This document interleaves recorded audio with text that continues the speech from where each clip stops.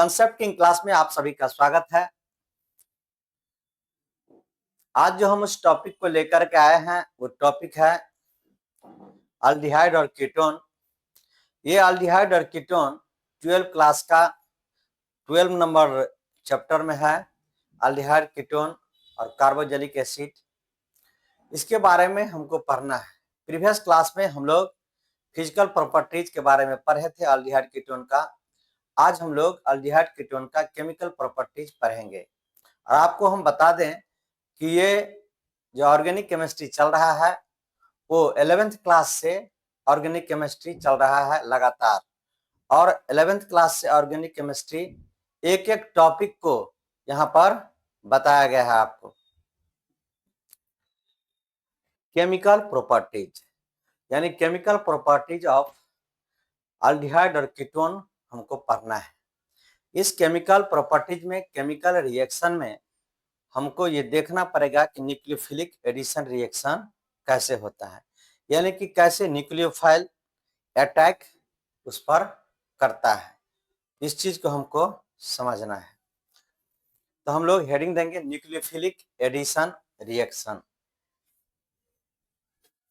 यहां पर हमको समझना है कि ये जो कार्बोनिल ग्रुप है, इस कार्बोनिल ग्रुप में ऑक्सीजन जो है मोर इलेक्ट्रोनेगेटिव है, तो ये क्या करेगा, बॉन्डेड इलेक्ट्रॉन को अपने तरफ खींचेगा। और जब बॉन्डेड इलेक्ट्रॉन को अपने तरफ खींचता है तो इस पर नेगेटिव चार्ज डेवलप करेगा। इस पर माइनस, इस पर क्या होगा, प्लस। अब न्यूक्लियोफाइल इस पर नेगेटिव चार्ज रहता है, वो इस पर जाकर के आक्रमण करेगा, अटैक करेगा। तो जहां प्लस है वहां पर वो जाएगा, ये बनेगा सी, यहाँ ओ पर डेल माइनस, और यहाँ पर न्यूक्लियोफाइल आएगा और यहाँ बॉन्ड है। जब कोई इलेक्ट्रोफाइल इस पर आता है ई प्लस, तो इसके पास जाकर के जुट जाएगा सी, और ओ ई इलेक्ट्रोफाइल हो गया यहाँ, और यहाँ पर क्या होगा, न्यूक्लियोफाइल। इस तरह का रिएक्शन होगा। तो ये स्टेप जो है, ये लास्ट प्लस स्टेप है, ये स्टेप फास्ट स्टेप होता है। कैसा होगा, फास्ट स्टेप होगा। Rate of reaction, rate directly proportional to concentration of substrate, और यहाँ क्या होगा, रिएजेंट। यानी कि rate of reaction directly proportional होता है कंसंट्रेशन ऑफ सबस्ट्रेट पर और रिएजेंट पर। यानी कि ये दोनों पर क्या करता है, डिपेंड करता है। इसीलिए ये बायमोलिकुलर, और ऑर्डर ऑफ रिएक्शन जो होगा वो 2 होगा। तो ये कैसा होगा, बायमोलिकुलर, बायमोलिकुलर। और ऑर्डर ऑफ रिएक्शन जो होगा, ऑर्डर ऑफ रिएक्शन ये 2 होगा। यानी कि न्यूक्लियोफिलिक एडिशन रिएक्शन ये बायमोलिकुलर होगा और ऑर्डर ऑफ रिएक्शन 2 होगा।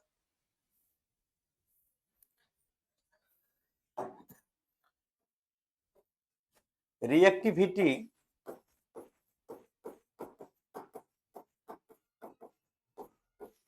Of carbonyl group, reactivity of carbonyl group directly proportional होता है positive charge on sp2 carbon. यानी sp2 कार्बन पर जो पॉजिटिव चार्ज है उसके डायरेक्टली प्रोपोर्शनल होगा। यानी sp2 कार्बन जो है, ये कार्बोनिल ग्रुप का ये sp2 कार्बन है, ये sp2 कार्बन, इस sp2 कार्बन पर अगर पॉजिटिव चार्ज बढ़ेगा, है ना, पॉजिटिव चार्ज बढ़ता है, तो पॉजिटिव चार्ज अगर बढ़ेगा तो इसकी रिएक्टिविटी क्या होगी, बढ़ेगी। यानी कि रिएक्टिविटी बढ़ता है। और इनवर्सली प्रोपोर्शनल होता है स्टेरिक हिंड्रेंस के, स्टेरिक हिंड्रेंस के, स्टेरिक हिंड्रेंस के इनवर्सली प्रोपोर्शनल होता है। यानी reactivity of carbonyl compound directly proportional to positive charge on sp2 carbon और inversely proportional to steric hindrance. Steric hindrance का मतलब होता है वहां बाधा उत्पन्न होना। जैसे यहाँ पर देखिए C डबल बॉन्ड O और यहाँ C है, यहाँ H है, यहाँ H है, यहाँ H है, यहाँ C है, यहाँ H है, यहाँ H है, यहाँ H है, यहाँ C है, यहाँ H है, यहाँ H है, यहाँ H है। तो ये क्या करता है, स्टेरिक हिंड्रेंस उत्पन्न करता है। यानी इस पर अगर ये अटैक करने आएगा तो ये बहुत सारा क्या होगा, ये CH3, ये CH3, ये CH3 बाधा उत्पन्न करेगा। इसी को बोलते हैं हिंड्रेंस उत्पन्न होना। अगर हिंड्रेंस ज्यादा हो जाएगा तो इसकी रिएक्टिविटी क्या हो जाएगी, बढ़ जाएगी। यानी स्टेरिक हिंड्रेंस के बढ़ने से रिएक्टिविटी बढ़ता है, क्योंकि ये इन्वर्सली प्रोपोर्शनल है। स्टेरिक हिंड्रेंस अगर मान लीजिए स्टेरिक हिंड्रेंस बढ़ेगा तो रिएक्टिविटी जो है ये घटेगा, उल्टा होता है। हिंड्रेंस के बढ़ने से रिएक्टिविटी क्या होगा, घटेगा। अब इसका हम कुछ ऑर्डर देख लेते हैं। जैसे अगर आपसे ये पूछे कि C डबल बॉन्ड O और यहाँ H है ना, ये सबसे ज्यादा क्या होगा, रिएक्टिव होगा।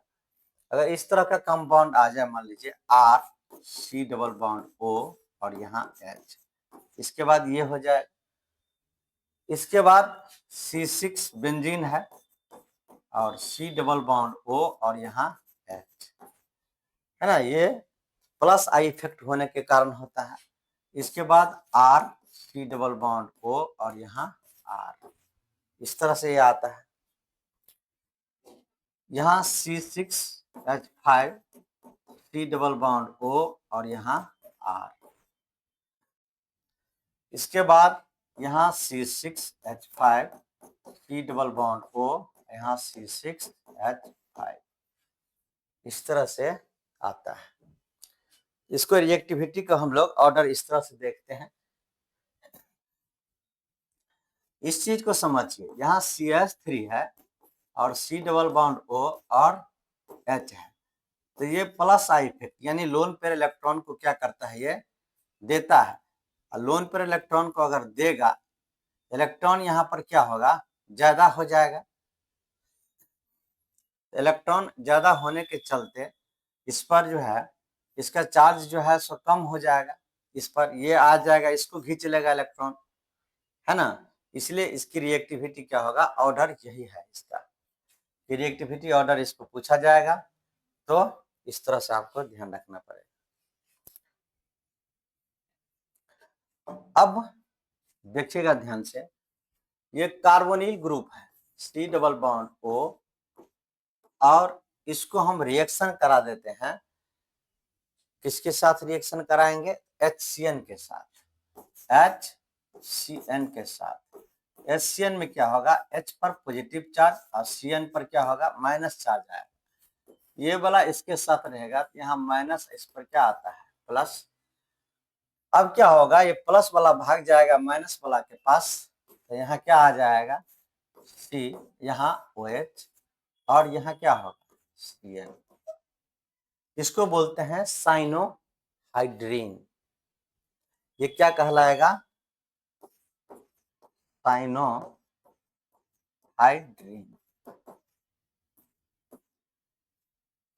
यहाँ पर कैटालिस्ट रहता है, कैटालिस्ट यहाँ रहेगा, साइनोहाइड्रीन बनेगा। सेकेंड में हम आपको दिखाएंगे, यहाँ पर ये कार्बोनिल ग्रुप है और यहाँ पर NaH सोडियम हाइड्रोजन सल्फेट है।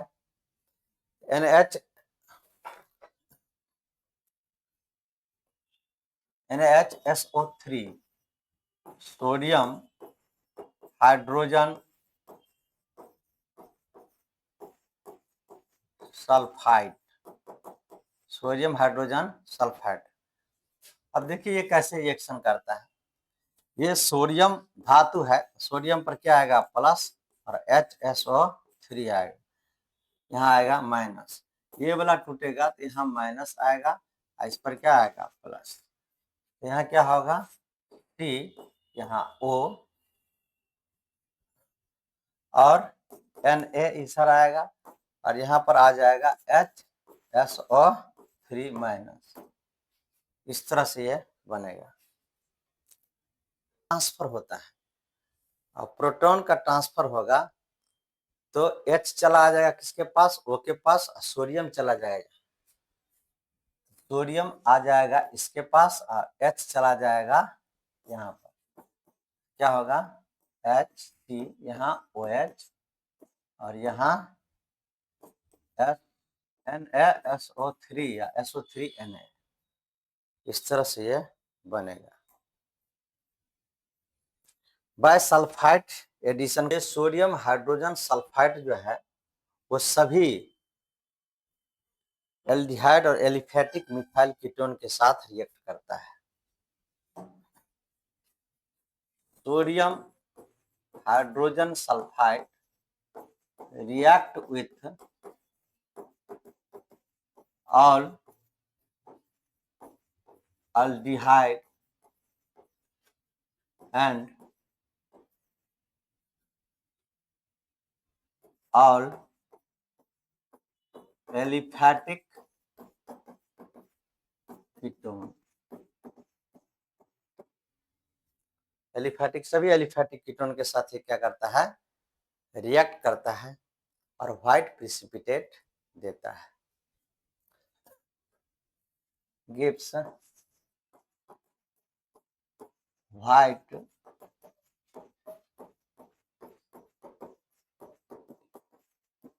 प्रिसिपिटेट देगा।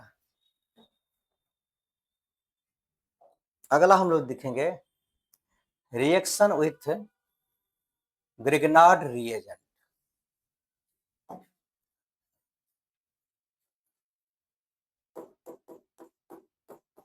रिएक्शन विथ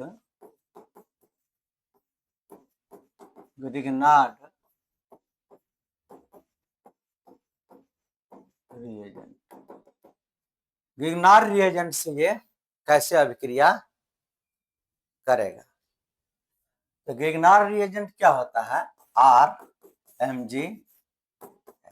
ये बहुत बार बता चुके हैं। R क्या है, एल्काइल ग्रुप, मैग्नीशियम, X क्या है, हेलोजन।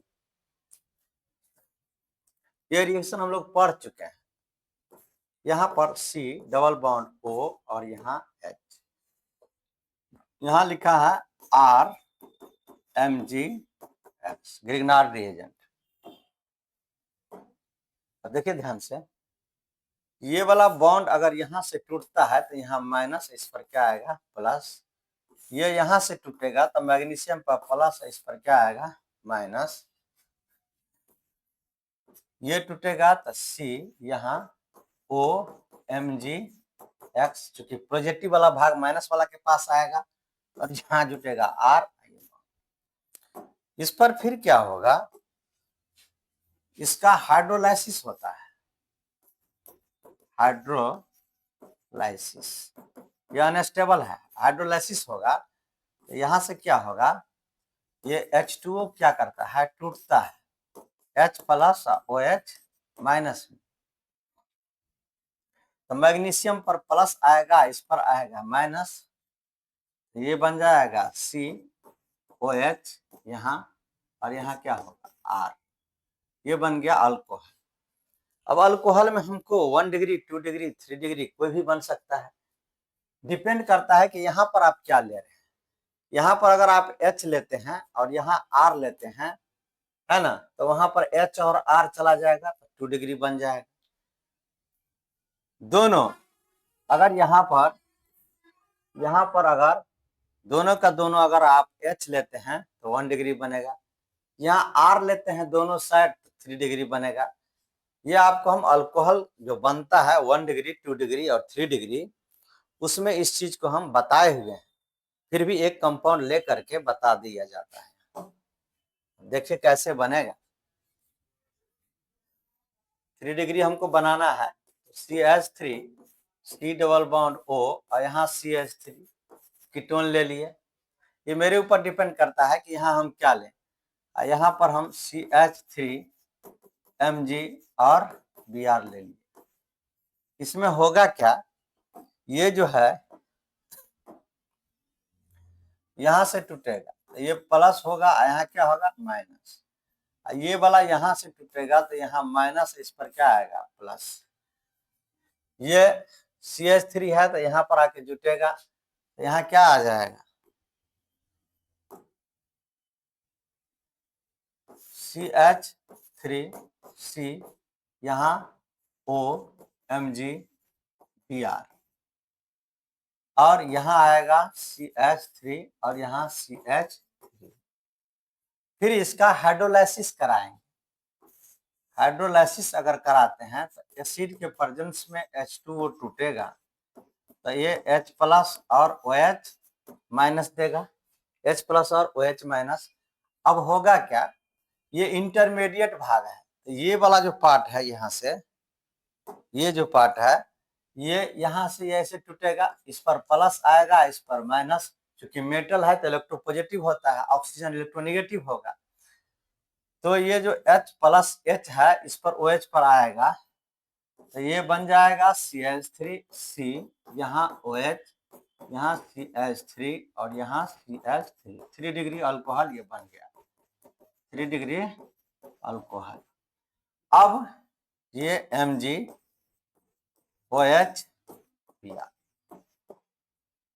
इस तरह से ये बनेगा। तो हमको क्या बनाना है ये मुझ पर डिपेंड करता है। अल्कोहल यानी अल्कोहल का क्या होना, एडिशन होना, अल्कोहल को जुटना। दिखेगा ध्यान से, ये कार्बोनिल ग्रुप है ओ, ये carbonyl group,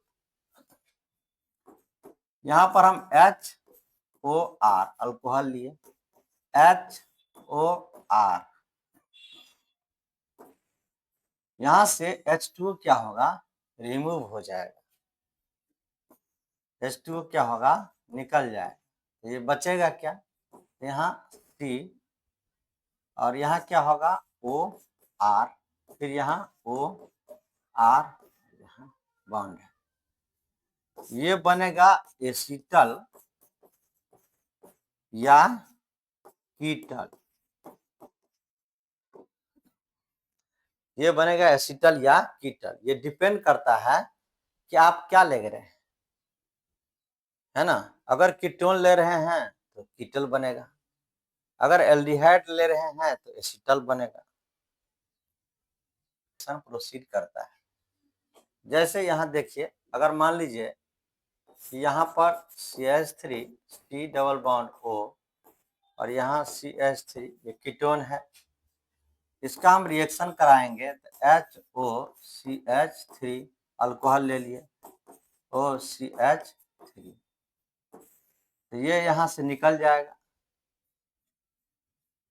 in presence of H plus, तो ये बन जाएगा CH3COCH,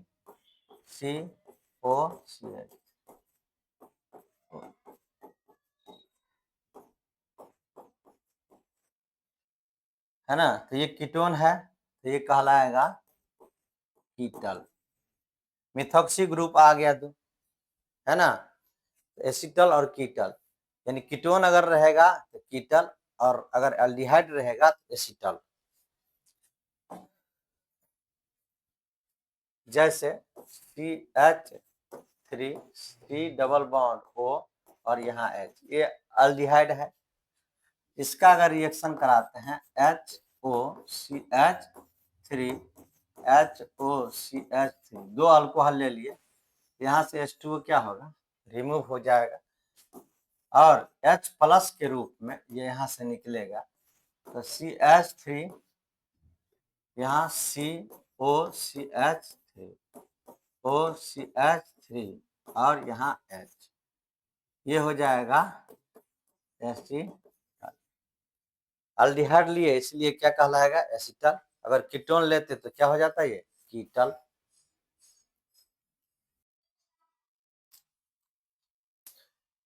अगला हेडिंग देंगे कंडेंसेशन रिएक्शन।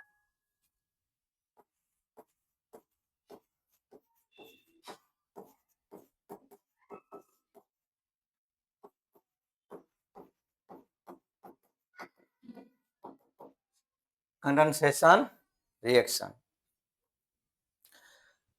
अब क्या होगा इसमें कंडेंसेशन रिएक्शन में, कार्बोनिल ग्रुप जो है, जैसे देखिए यहाँ पर कार्बोनिल ग्रुप है इस तरह से, और यहाँ पर H2N और Z इस तरह से। इसका जो है यहाँ कैटलिस्ट के रूप में H+ एसिड हम ले लेते हैं, और इसका पीएच जो है, पीएच ये 4 से लेकर के 5 तक होना चाहिए। पीएच रेंज 4 से 5 तक होगा। अब H2O यहाँ से क्या हो जाएगा, रिमूव हो जाएगा H2O, तो ये बनेगा कैसे, C डबल बॉन्ड यहाँ और N और यहाँ Z। अब इसको हम लोग, ये जो Z बनेगा ये व्हाइट प्रेसिपिटेट देगा, व्हाइट सॉलिड। अब Z के जगह पर क्या क्या रह सकता है, तो Z के जगह पर एल्काइल ग्रुप रहेगा या एरिल ग्रुप रहेगा, OH रहेगा, NH2 रह सकता है, C6H5NH रह सकता है ना। तो Z के जगह पर क्या रहेगा, तो Z के जगह पर एल्काइल ग्रुप रहेगा, मिथाइल इथाइल, या Z के जगह पर एरिल ग्रुप रहेगा, या Z के जगह पर OH रह सकता है, या Z के जगह पर NH2 रह सकता है, Z के जगह पर NH C double bond O NH2, यानी यूरिया में से एक H को क्या करेंगे, हटा देंगे, ये रह सकता है। C6H5NH रह सकता है, NH रह सकता है, इस तरह से ये रहेगा। तो इसको आपको ध्यान रखना है।